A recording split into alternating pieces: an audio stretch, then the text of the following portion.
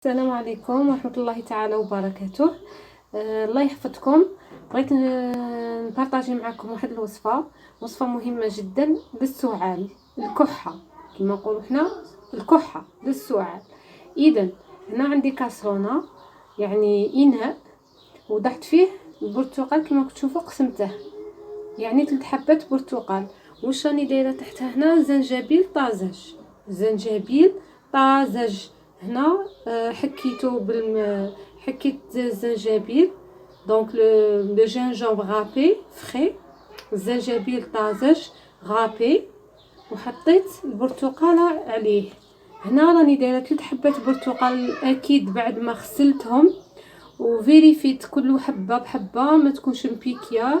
يعني وضعت البرتقال حبه قسمتها نصفين بعد ما غسلتها جيدا ونضيف عليه الماء كما راكم تشوفوا. اضفت عليه الماء بعد ما غطيت البرتقاله، ونخليه يغلي حتى يولي عندي تقريبا الماء ينشف، يصبح عندي فقط قد 2 معالق كبار او 3 معالق في الوعاء اللي كنت وضعته فوق الفرن.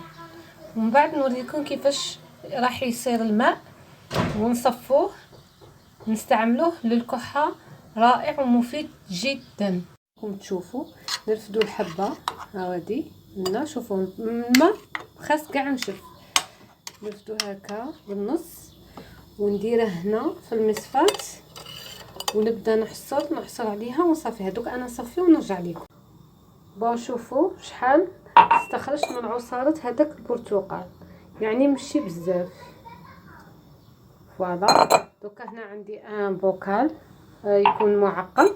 اش غادي ندير؟ غادي نفرغ هذاك هنا،